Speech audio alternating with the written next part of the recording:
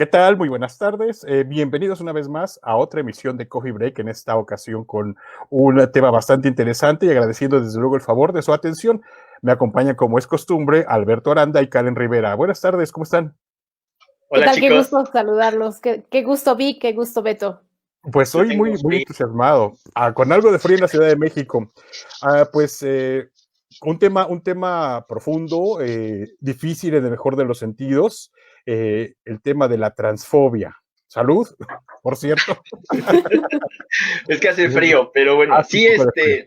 pues es un tema que muchos, no sé si ustedes te coincidirán conmigo, muchos le huyen o le temen entrarle al tema, pero pues para eso estamos aquí, ¿no? Para entrarle a esas cosas, a esos temas, y qué mejor que con unos invitados que han confiado en nosotros para poder hablar de la transfobia y de lo que es de lo que es vivir como una persona trans, sobre todo ahorita que se han dado, pues hay que decirlo, muchos asesinatos, en desmedida y se han violentado muchos de sus derechos.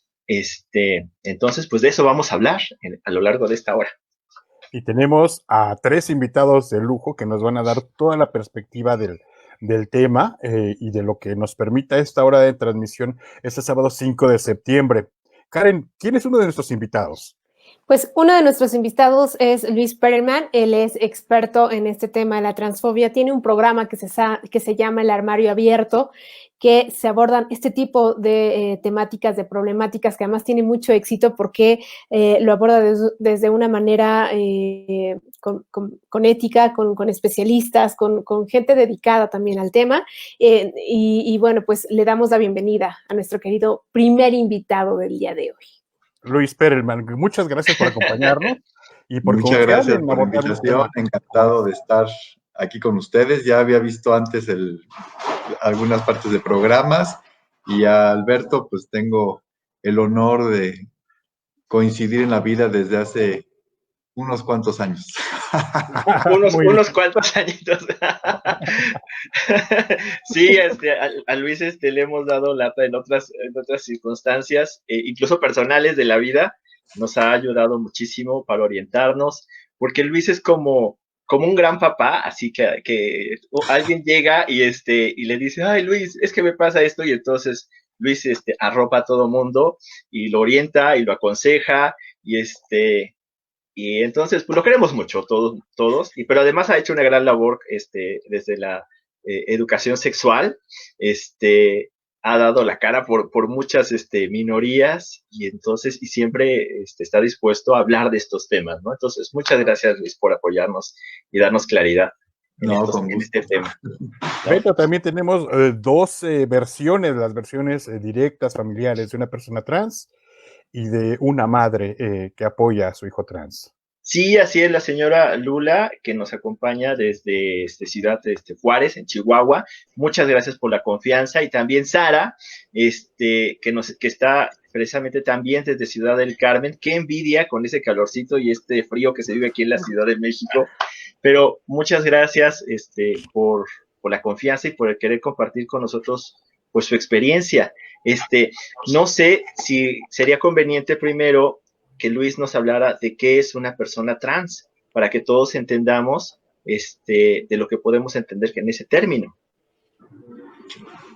Bueno, pues les voy a decir uno de las formas en que se ha tratado de aproximar. Afortunadamente, hoy tenemos más y más gente que se atreve a visibilizarse, a estar presente y a compartir su historia y su testimonio.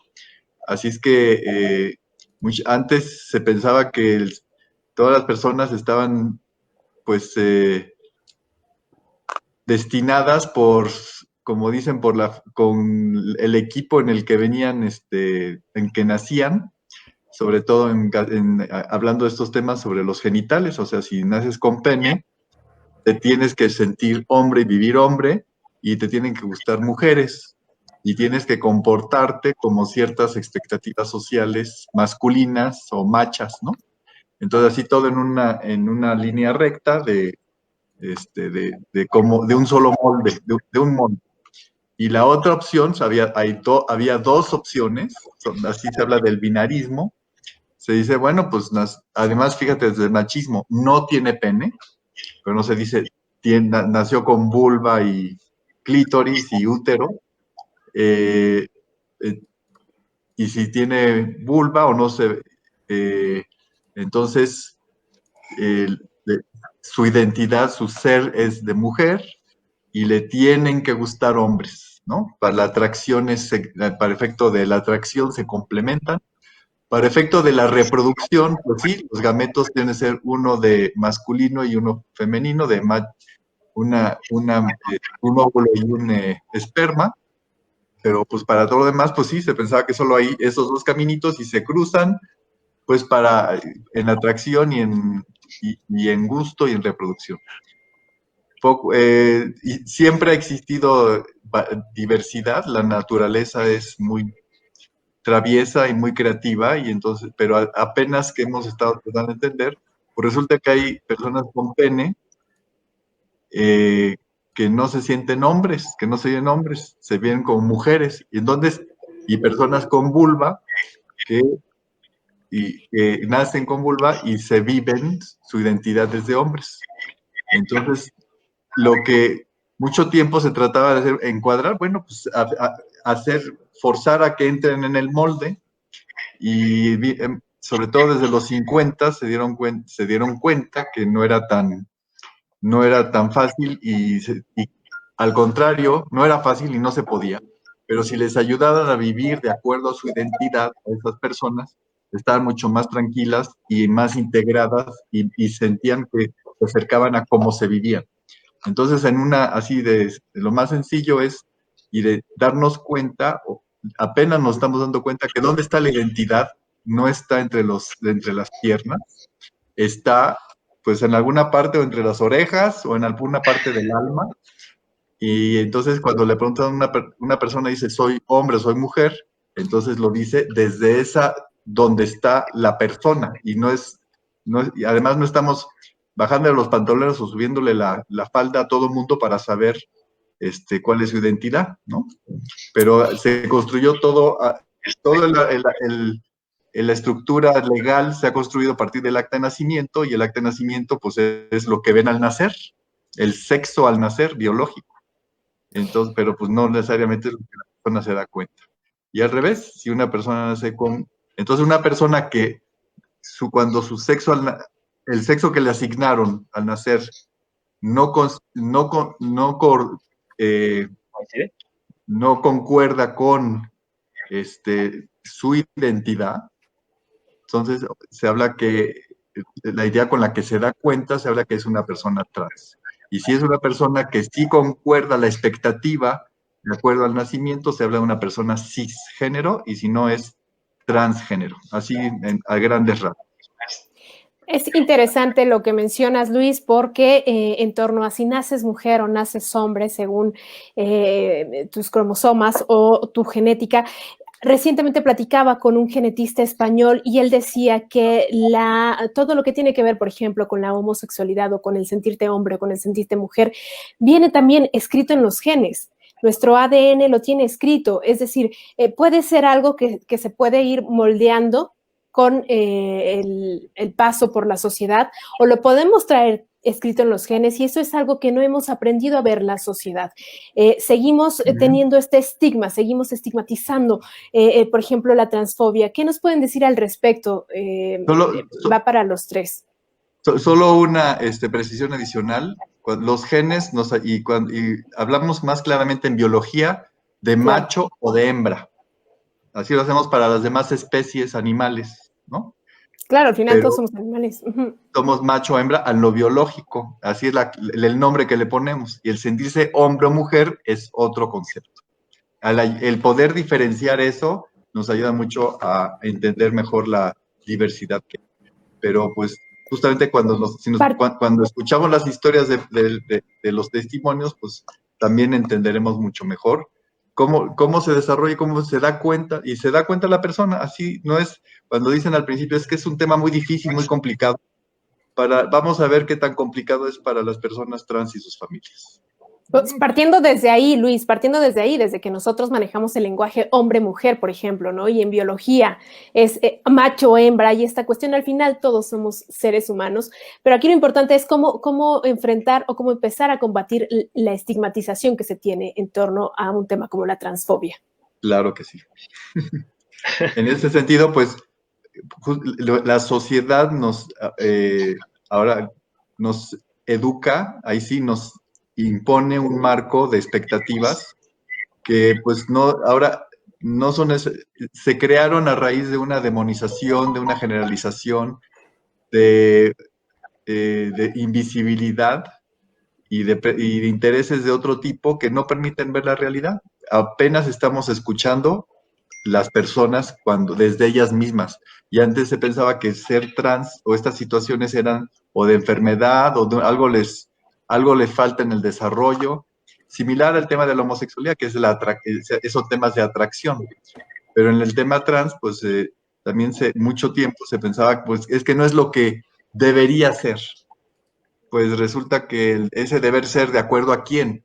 De acuerdo a la estructura religiosa o de una iglesia o del Estado que construyó todo de acuerdo solamente a los genitales, pues resulta que la diversidad es mucho mayor que esa visión tan simplista.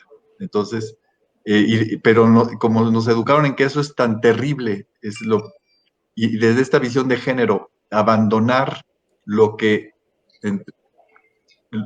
tienes equipado y no vivir de acuerdo al molde al que te tocó, es muy, en ese sentido, transgresor y amenazante para la sociedad, porque además solo se escuchaba cuando había la nota roja o los temas de excesos de violencia o de personas que problemas de familia, y apenas estamos dándonos cuenta que no es necesario, que solo veíamos, es como si me dicen, hay mucha gente enferma en el país, bueno, hablando de la pandemia. Pues sí, si tú vives en un hospital y vives y solo ves lo que pasa en los salones de emergencia, pues va a decir, no, pues todo el mundo está enfermo, ¿no? Pero si solo se hablan de las personas trans en esos temas, de delincuencia o de relaciones peligrosas o de vida muy marginal y con mucha injusticia y mucha violencia, pues crees que solamente ese es el destino y ese es lo que entre comillas, lo que les toca. Y no puedes entender que hay muchas más historias, apenas estamos escuchándolas, y pues es la oportunidad. Qué bueno que más gente hoy se atreve y cada vez va agarrando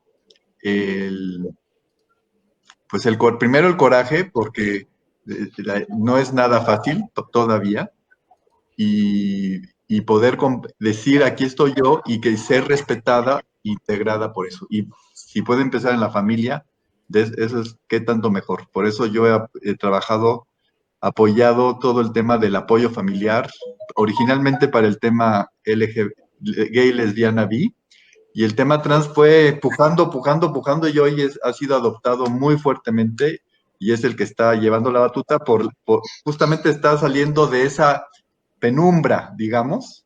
Siempre estuvo, nada más que no nos atrevamos a verla. Vean aquí esta esculturita que tengo atrás, pues no queríamos verla. Pues no, todo está bien, pues hoy tenemos la oportunidad de verla y escucharla. Ese es el gran... Sí, efectivamente, Luis, como bien dices, ahora sí que no lo queríamos ver. Oye, Sara, ¿y cómo ha sido para ti este proceso del que mencionaba Luis?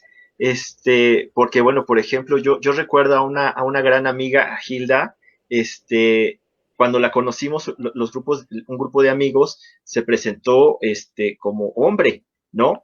Pero en realidad ella estaba en un proceso, para convertirse en Hilda. Y entonces su temor era el rechazo, ¿no? Y entonces, pues con mucho miedo, con mucho temor, nos habló, nos platicó de su caso, de su vida, y entonces fue muy padre cuando se presentó Hilda con nosotros, y hasta después nosotros ya la animábamos a salir a los restaurantes, a las discos, Pero en tu caso, ¿cómo fue, Sara? ¿Cómo fue ese paso? Bueno, perdón por mi voz. Es sábado a las 5 de la tarde y parece que me acabo de levantar.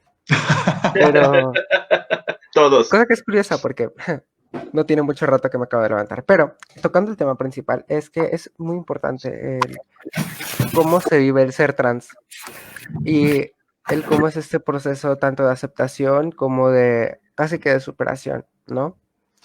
Yo tenía 11 años cuando me di cuenta de que era una chica trans y fue muy especial para mí porque aunque siempre fui de una familia como que a lo mejor no fue la más abierta, mi madre me crió de una forma muy abierta. Creo que hay una cosa que suelo hablar mucho cuando hablamos de padres que suelen hablar bien de una cosa, pero cuando les toca es un poco diferente, porque ella siempre fue una persona bastante abierta, pero realmente nunca sabes si te va a tocar vivir en una familia o te va a tocar una hija que sea diversa. Entonces, cuando yo me enteré de que era una persona trans, fue ok, lo acepté rápido. Me tomó 2 semanas. Filosofaba mucho y pensaba en qué quería hacer con mi vida, qué quería de mí para saber si yo era una persona trans.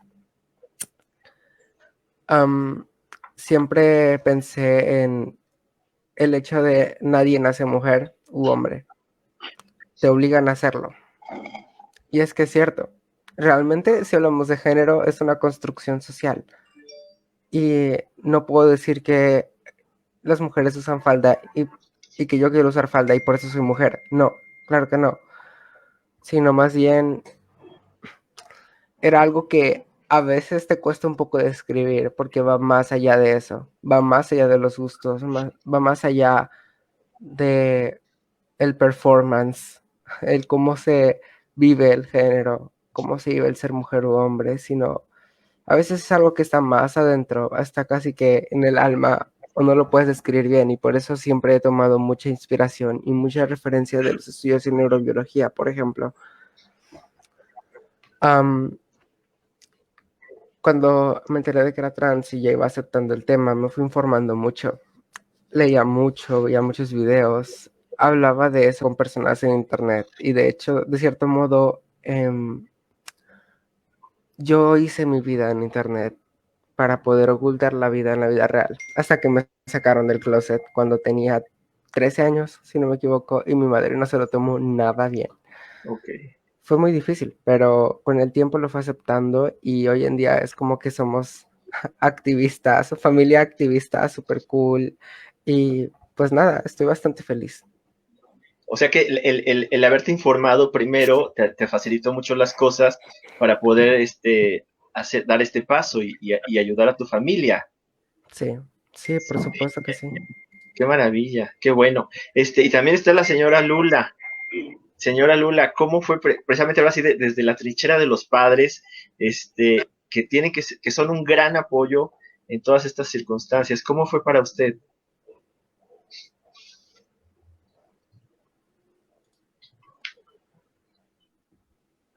Uy, no le escucho. Bueno, primero que nada, muchísimas gracias por la oportunidad de poder hablar con ustedes. Reciban saludos de Ciudad Juárez. Y escuchar a Sara es lo mismo de escuchar a mi hijo Adrián. Cuando él salió del closet y me comunicó a mí, él ya traía como varias lecturas, ya tenía mucho aprendizaje, muchísimo más que yo. Yo me quedé atrasada a su nivel porque ya sabía, ya traía su definición, ya tenía su identidad, ya incluso había elegido nombre y únicamente tenía como este pendiente que era decirme a mí, pero prácticamente él ya se había aventado toda la tarea y toda la investigación. Para mí, no físico, yo soy egresada de la carrera de literatura, siempre me he desplazado como en escenarios muy de la cultura, culturosos y de la literatura. Entonces, yo ya tenía como un antecedente, un aprendizaje, pero para mí eran fulanito de tal o menganita de tal, los hijos de Pitt o la madre de las Kardashian, sino que eran casos lejanos. jamás lo vi o lo visualicé dentro de mi familia. Para mí, obviamente, fue un shock. Fue otra vez como si te supieras de memoria una receta de cocina y a la hora de cocinarse te olvida y tienes que volver al libro para volver a repasar los pasos. Así fue para mí. Se me borró del cassette y fue otra vez como iniciar, pero siempre el motor en mi andar fue el amor y el apoyo. Yo no quería que mi hijo estuviera solo o se sintiera solo, o siempre tuve esta idea de acompañamiento.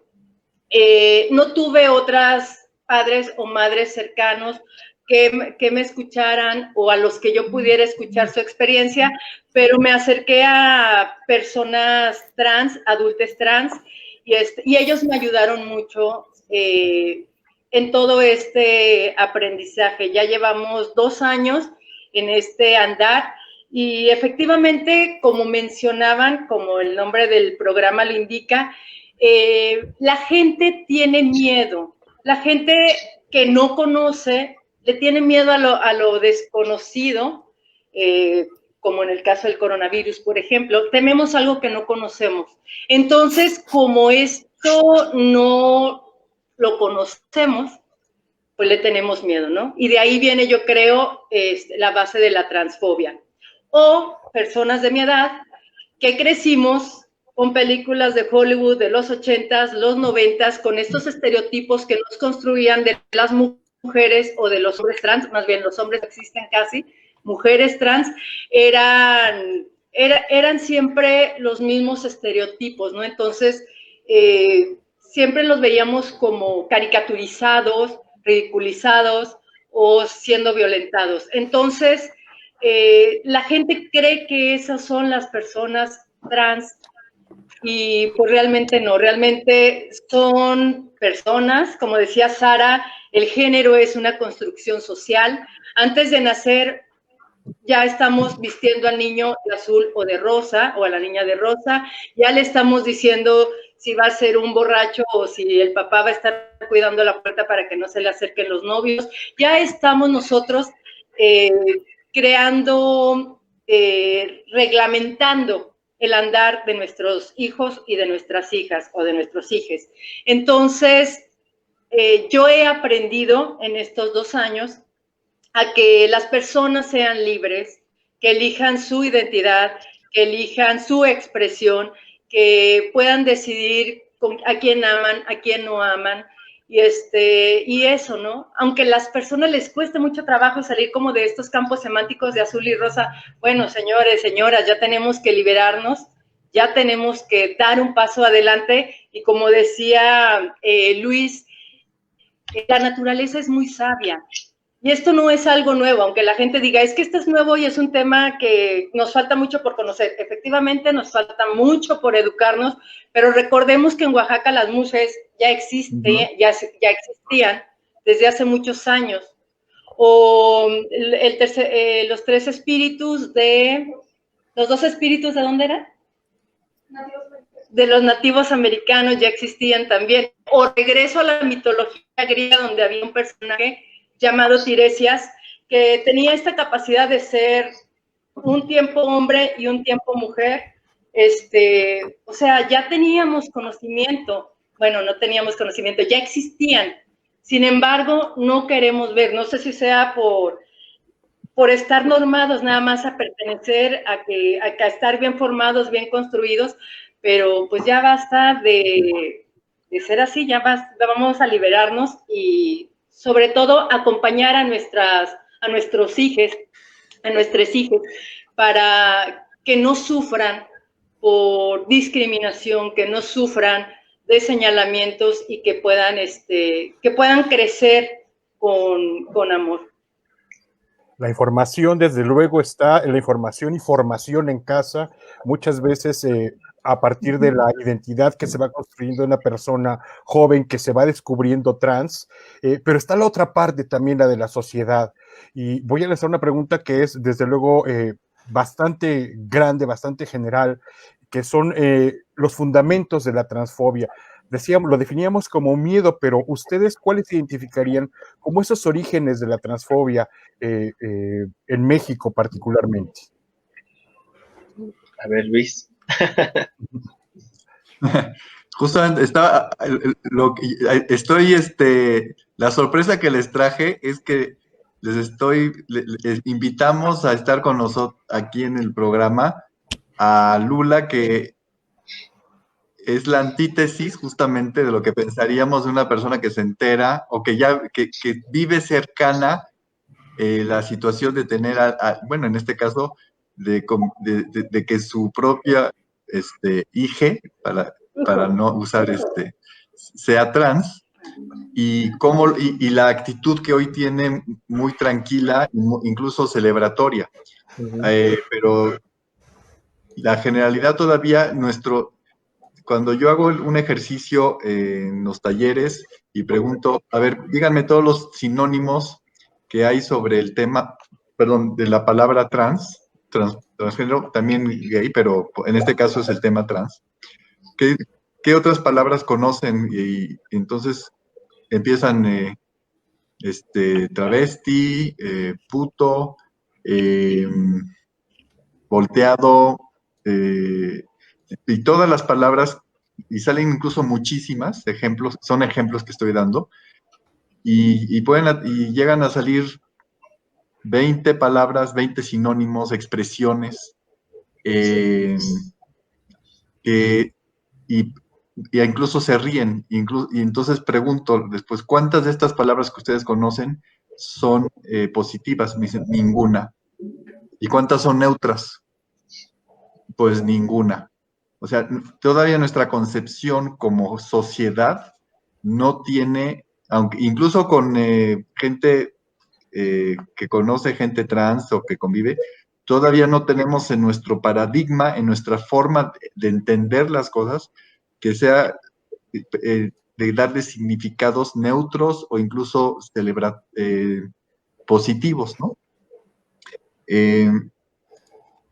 Y aquí lo que yo diría es que mucho tiene que ver con el tema de género, de los temas de poder, porque entre esto de lo masculino y lo femenino, cuando nos presentan estas dos únicas opciones, la sociedad nos tiene muy amenazada. Hay de ti, sí.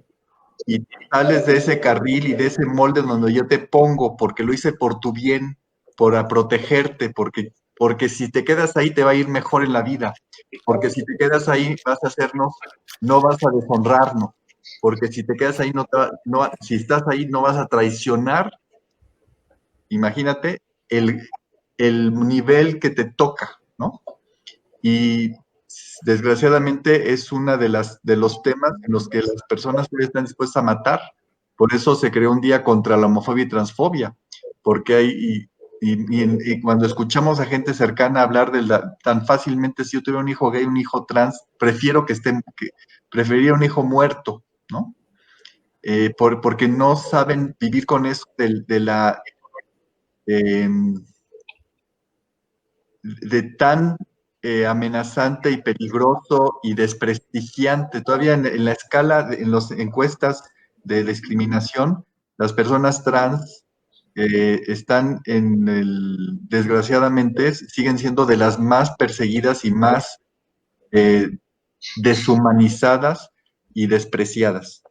Y eso está en todas las encuestas a nivel mundial por esta razón de género y porque no se ha aprendido todavía a valorar y a decir, eres tan humano como todo es igual de humano, igual de humana, y apenas eso lo reconoce la Organización Mundial de la Salud el año pasado.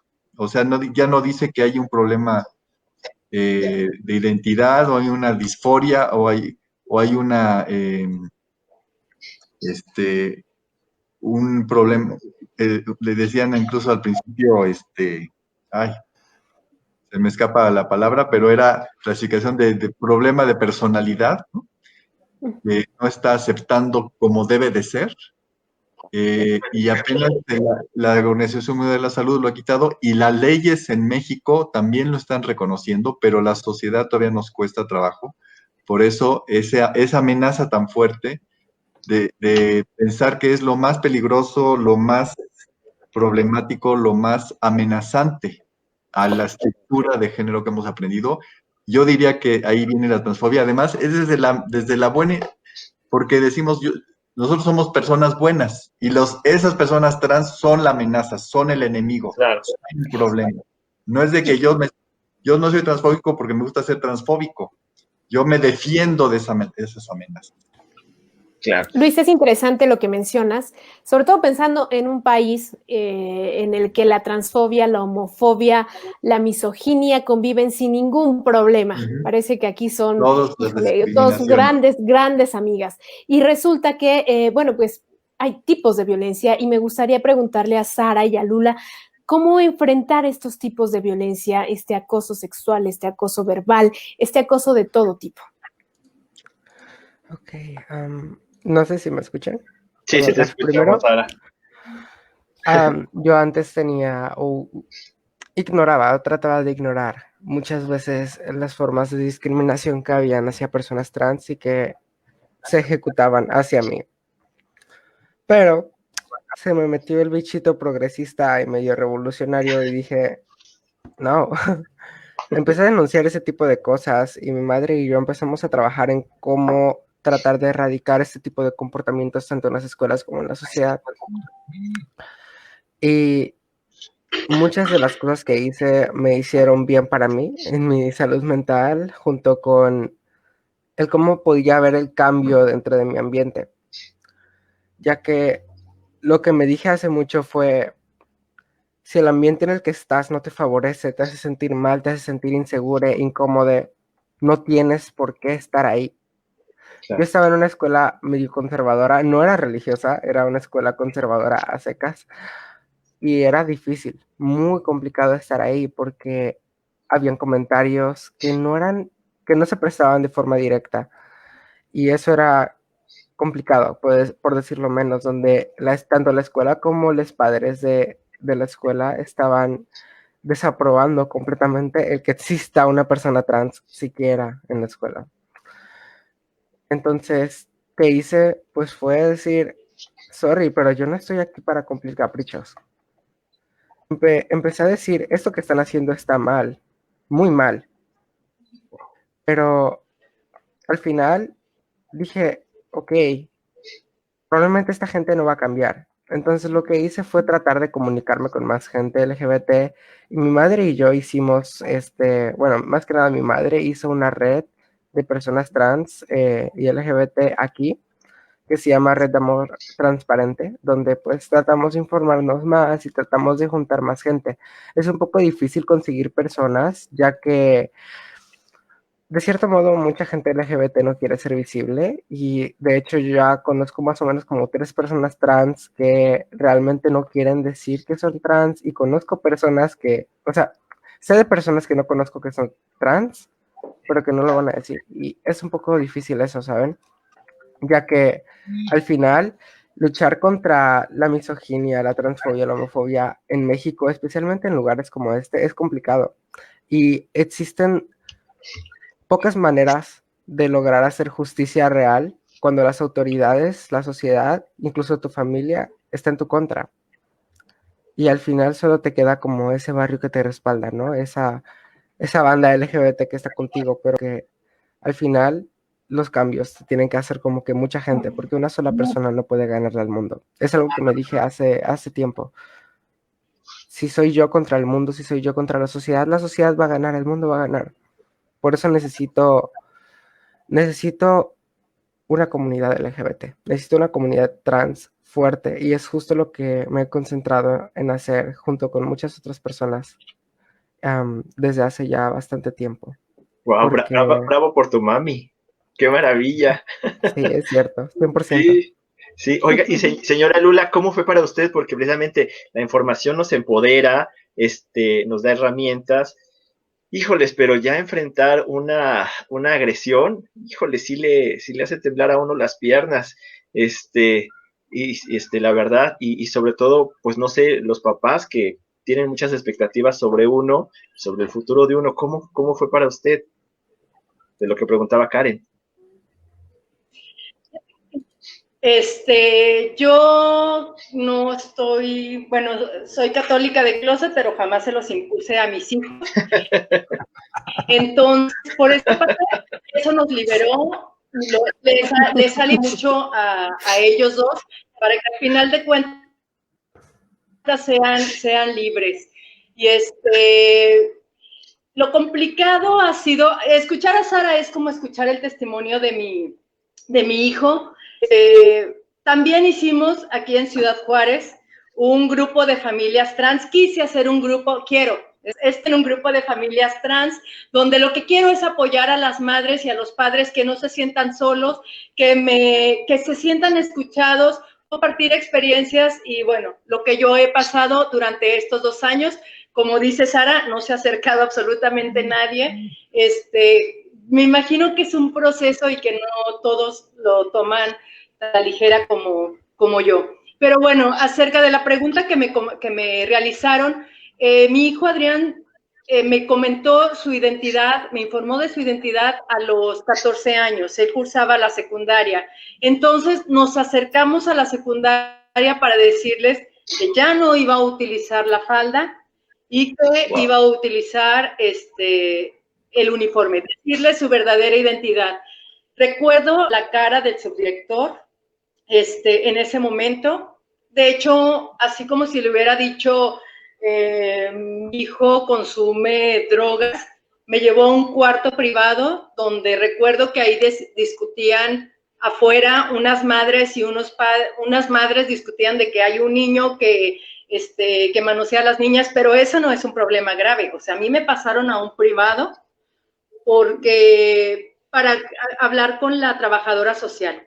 La trabajadora social tuvo, lo cual agradezco, la mente muy abierta y dijo, pues puede traer el uniforme. ¿A usted le causa algún problema, director? El director todavía choqueado dijo no.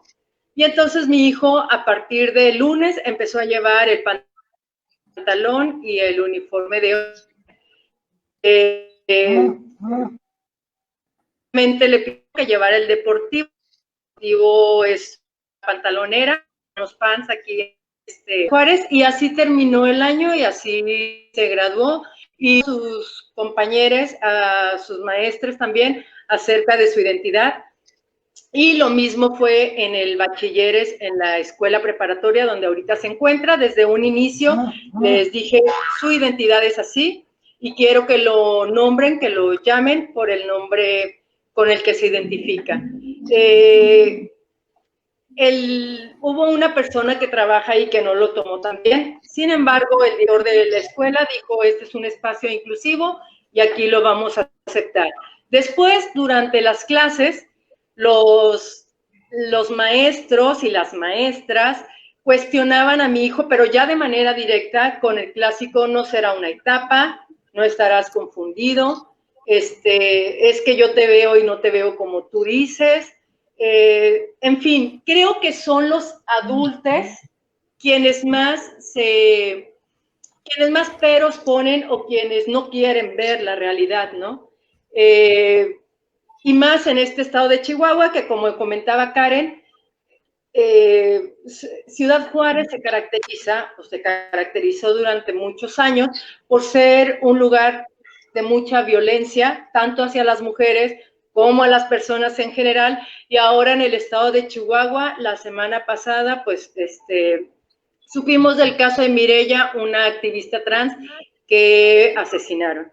Entonces, esto lo menciono para que no se quede el caso impune, para no callar las voces, para exigir justicia en este caso.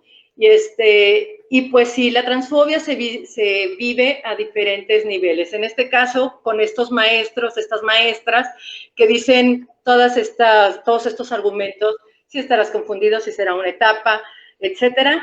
Y también pues a estos niveles, ¿no? Donde ya es arrancarle la vida a un ser humano, en este caso a una mujer, que lo único que hacía era pues estar a favor de la comunidad de mujeres trans. Wow.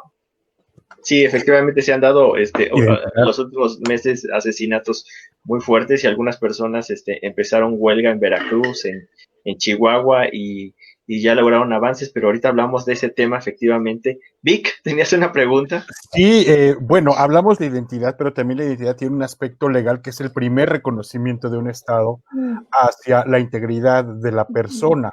Eso involucra, quiero pensar, una serie de complejidades y de retos para la familia, pero también para la legislación. ¿Cuáles son esos problemas que enfrenta México para resolver y dar dignidad a estas personas trans hoy en día? Varía, ¿no? De estado a estado, Luis, ¿cómo ves? Pues incluso a nivel internacional, antes las leyes decían, bueno, demuéstrame que no va a haber de otra, consígueme certificados médicos de que no estás con un problema mayor psicológico, psiquiátrico. Quiero una certificación de que te operas como dices que te sientes para que coincida lo físico con el papel que te voy a extender, ¿no? Para que es el que va a decir quién eres. O sea, ya no escuchamos a las personas trans. Y eso apenas empezó a cambiar de que ya no se necesita una operación.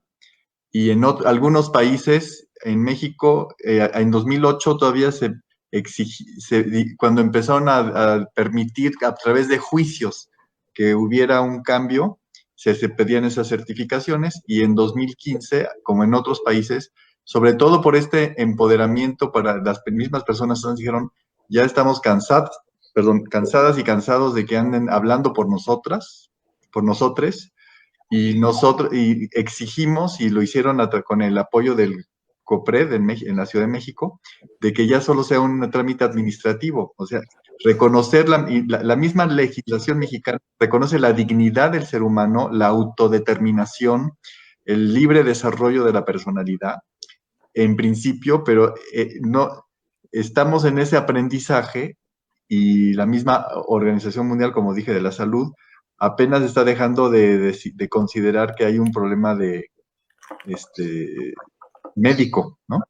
Entonces, lo dejó todavía para las personas que viven mucha persecución interna o externa, que hablan todavía mantienen un tema de disforia. Pero ya por las instituciones de salud principal y a nivel mundial ya no lo consideran oficialmente. Entonces, en 2015, a ver si no me equivoco de la fecha, ya en México es un trámite administrativo y lo dejaron para mayores de 18 años, y ya avanzó, en los últimos 2-3 años ha avanzado, y creo que en 8 o 9 estados también se puede hacer este cambio administrativo del documento para mayores de 18. Y la noticia es que hoy en la mañana, bueno, hay una iniciativa muy importante para menores de 18 que no tengan que ir por juicio, para que en la Ciudad de México parece que van a hacerles, hay una iniciativa que está esperando, y hay justamente una red maravillosa, justamente muy empoderada, de madres y sus hijos, hijes, para madres y padres, sobre todo madres, para mejorar las cosas para las familias y finalmente para la sociedad, para que la gente no sufra tanto de que ese papel que tiene, que se llama acta de nacimiento, no concuerda con su identidad. Entonces, hoy parece que la jefa de gobierno en la Ciudad de México van a ayudar cuando hay, en algunos aspectos, antes de que cambie la ley, y esa presión, pues ojalá y sea simplemente por ese respeto a la dignidad y a la libre desarrollo de la personalidad y a la libertad. Es así de sencillo, y al mismo tiempo ese pánico que tienen los grupos que están empujando en todos los espacios, pero los más apanicados son estos famosos padres de los grupos ultraconservadores que dicen que no toquen a sus hijos y que ellos los van a educar de la única manera que ellos saben, que es la tradicional, y que ellos están seguros que no les va a pasar nada a sus hijos, y si ellos se encargan. Pues les tenemos, la noticia es de que así no es la realidad. Y la misma, las personas se dan cuenta, se descubren, y lo que estamos haciendo más y más, como Lula y tantas madres maravillosas, sobre todo, que yo soy fan y admirador de este empoderamiento que tienen y de dar la cara, porque así es como contando sus historias y pidiendo los cambios en sus escuelas, ejemplo en Chihuahua, están empezando a suceder. Eso es lo que de veras va a cambiar, de mostrar la gente como son, y va a suceder más y más. Estamos en ese proceso y simplemente el que estén presentes, y así como están ahora Sara y Lula, esto es lo que demuestra que no podemos hablar en teoría, y el mundo está avanzando. El famoso PIN parental, ¿no? Karen, tienes un comentario, El famoso perdóname. Sí, PIN parental. me llama la atención la cuestión legal, porque en el derecho, pues las cosas son claras, tiene que haber normas, y si no hay normas para esta parte de la población, entonces no funcionaría por mucho que se hagan movimientos. Lo que sí es que se necesita hacer estos llamados. Y, por ejemplo, hace un momento Marcela hizo un comentario en torno a que haya ley para las infancias trans. Solo falta que permitan a los menores de edad trans también, que también puedan cambiar su acta mediante una vía administrativa sin necesidad de ningún juicio o amparo. Y en este sentido, hay una asociación, Luis, en la que apoyan directamente a las infancias trans, en la que digamos que los respaldan, los orientan. Háblanos un poco sobre esta asociación. Me parece que Lula y me parece que Sara también forma parte de esta red, y que es tan necesaria.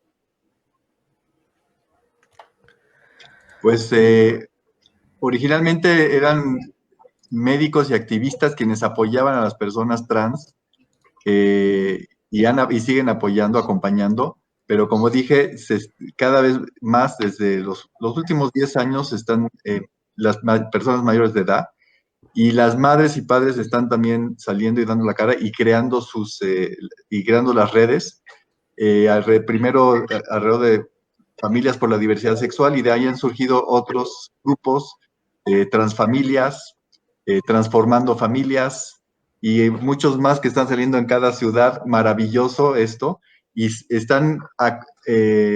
han logrado esta comunicación y poder estar escuchándose y apoyándose.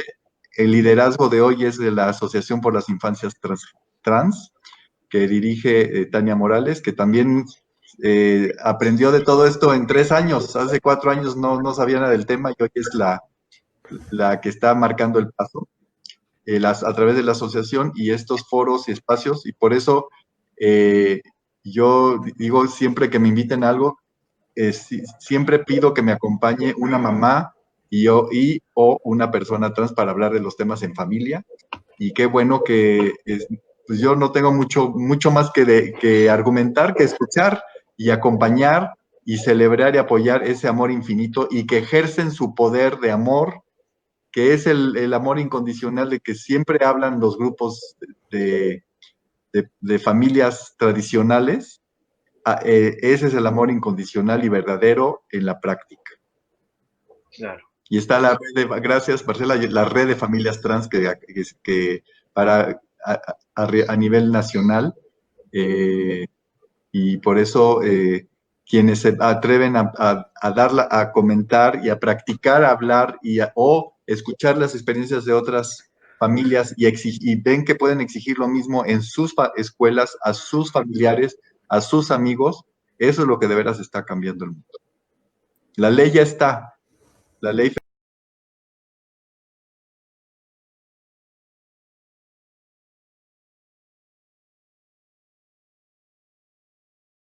humanidad, que son, cuando hay aceptación y hay apoyo de la comunidad, de la familia, las personas florecen y son muy integradas y muy felices.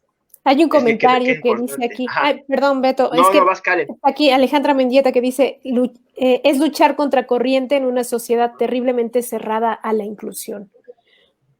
Yo creo que es ahora menos que antes, pero sí seguimos luchando definitivamente contra la corriente, ¿no es así? Lula, Sara. Sí, 100%. Creo que la comunidad trans es probablemente la minoría o una de las minorías más violentadas en el mundo moderno. Y eso me pone un poco triste, ya que efectivamente ser trans es ir a contracorriente, 100%, porque estamos hablando de una sociedad que jamás ha permitido que las personas se salgan de la norma.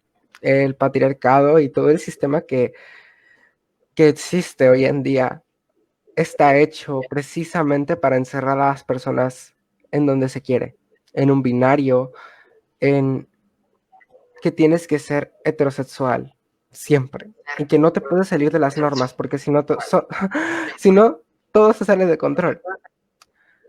Y es que para mí es vital, muy vital, ponernos en contra de esto y decir, somos una fuerza de cambio para bien.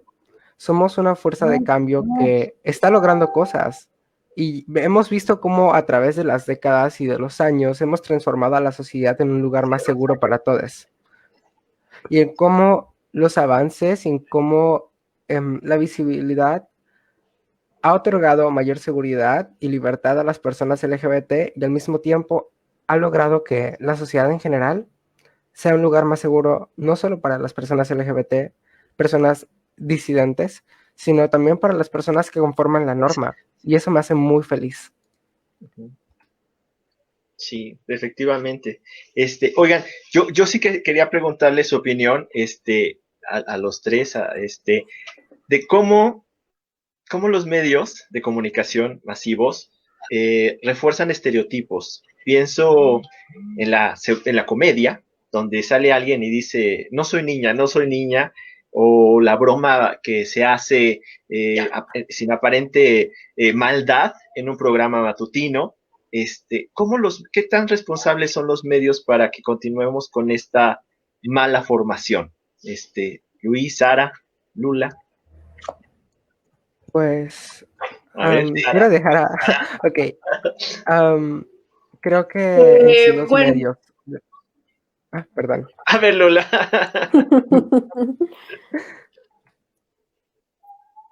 Adelante, Lula. ¿Quién va primero?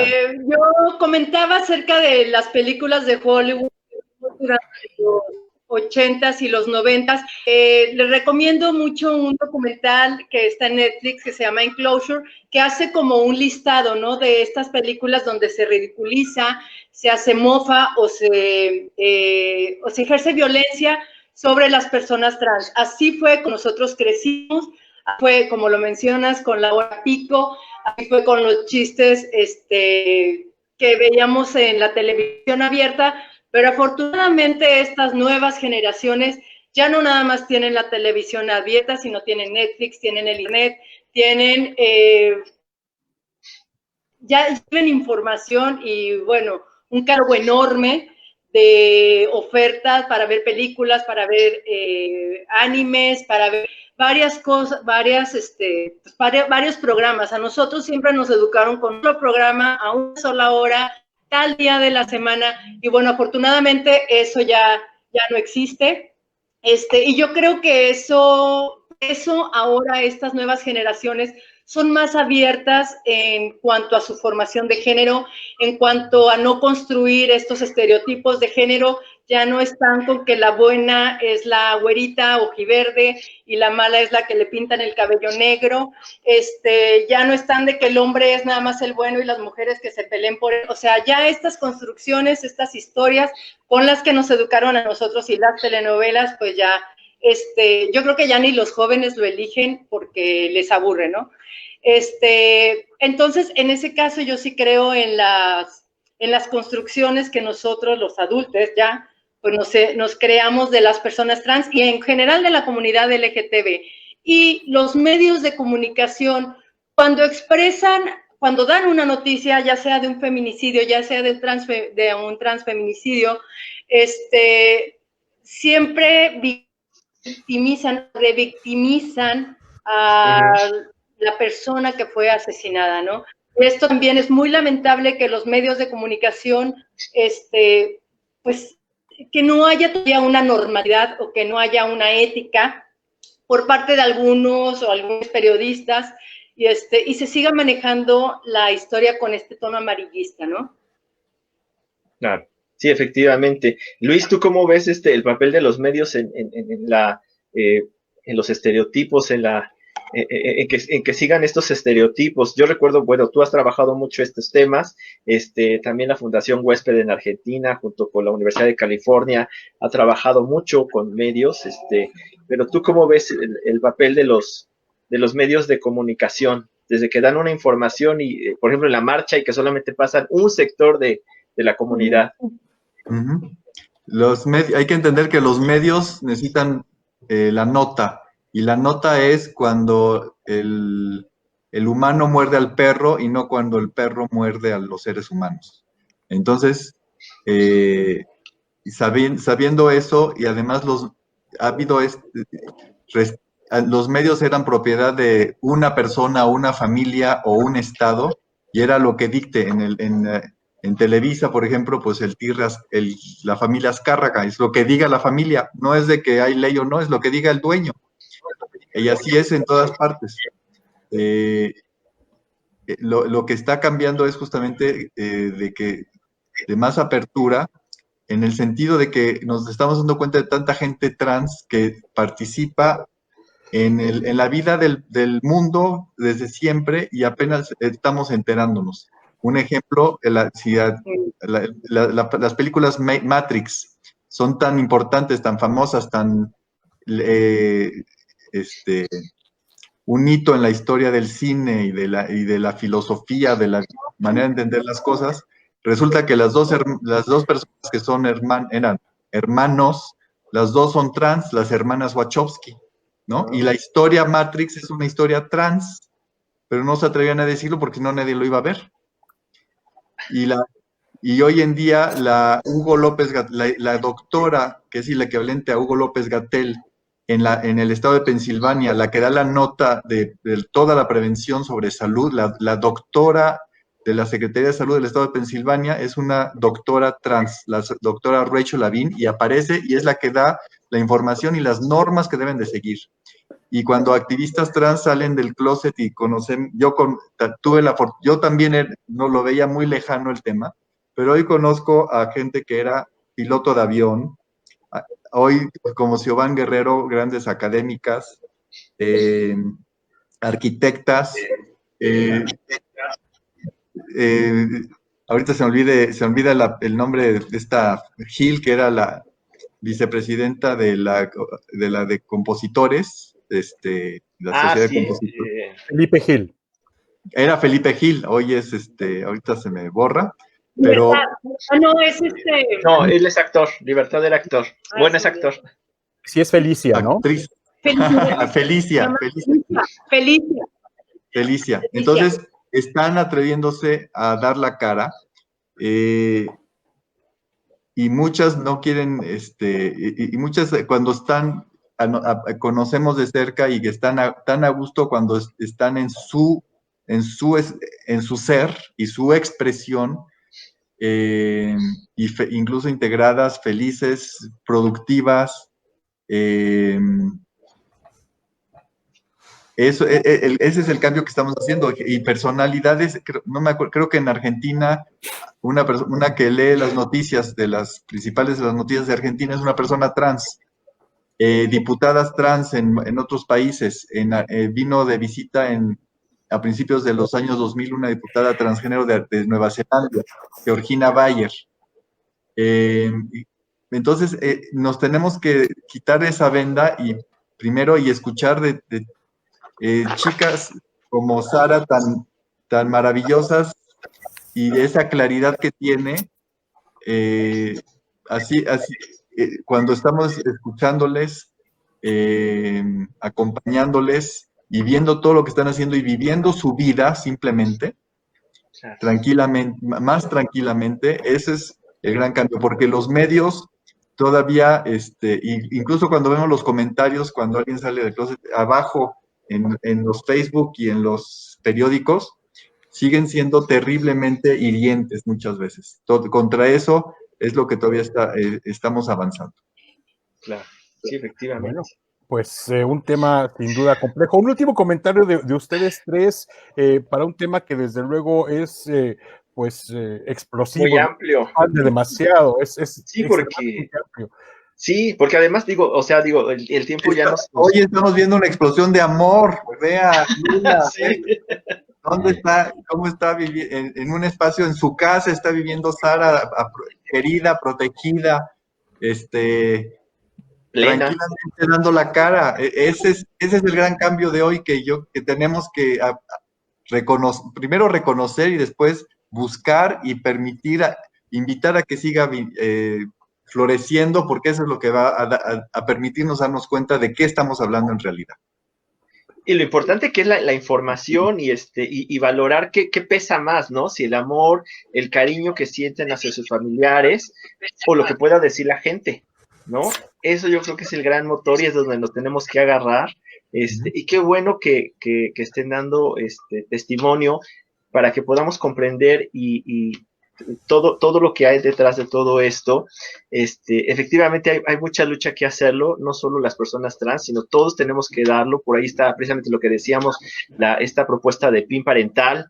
Se están dando precisamente las agresiones a las personas trans, a las personas con otra orientación sexual, y hay que decirlo, y hay que hablarlo, y hay que darlo a conocer.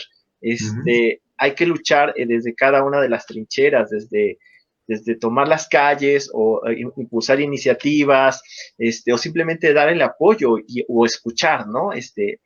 Muchas gracias. ¿Cómo ves, Víctor? Pues interesantísimo. No sé si para cerrar, la señora Lula o Sara nos tengan algún último comentario. ¿Quién se anima? A ver, Dejaré señora que Lula, alguien más hable. A ver, señora Lula, porque Sara ya le dio pena. A ver, señora Lula, por favor, usted.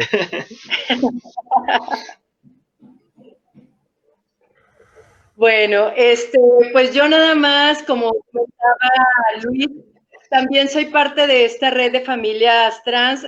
Gracias a Tania, que escuché en una plática, me identifiqué mucho con su historia y sin dudarlo me metió en este grupo donde todos los días nos informamos. Somos un grupo de madres, y es un grupo internacional, también hay personas, familias de España, de Argentina. Entonces es un placer no estar solo en este mundo para esta lucha, saber que somos familias y que obviamente las cuestiones de género ya se deben determinar ya los estereotipos y que nuestros hijos sean totalmente libres y que lo hagan a través del amor. Gracias por el espacio y pues un placer estar con ustedes. Muchas gracias, señora Lula. Y para cerrar, pues tengamos la brillantez y la claridad de Sara, por favor. Ok, ¿qué puedo decir? El mundo es un poquito una basura últimamente. Sí, creo que ya nos hemos dado cuenta, ¿no? 2020. Pero tengo más que nada un mensaje inspirador. Por favor. Desde hace tiempo he visto cómo el fascismo, el autoritarismo, el odio, el conservadurismo, incluso mensajes conservadores y excluyentes dentro de grupos progresistas que se hacen disfrazar como grupos progresistas han aumentado.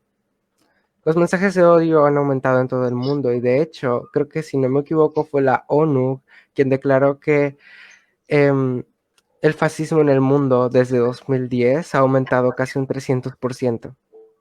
Y lo podemos ver en Estados Unidos, lo podemos ver con grupos ultraconservadores en Europa, lo podemos ver aquí en América Latina, con grupos como el Frente Nacional por la Familia, y claramente el aumento de los grupos de feministas radicales trans excluyentes, quienes tienen una carga muy violenta, muy violenta. Como dije antes, somos una fuerza de cambio. Porque ahora estamos peleando dentro de un sistema que ya no sabe cómo sostenerse. El patriarcado ha estado temblando desde ya hace varios años. Y hoy estamos enfrentándonos en una pelea contra dos fuerzas de cambio. una por el bien y otra por el mal. Y es que aquí es donde nos toca a nosotros decir cómo vamos a ganar. Hay que organizarnos. Y como dijeron antes, de cualquier forma, hay que hacer en vivos, hay que dar pláticas, hay que hacer post, arte, tomar las calles, lo que sea.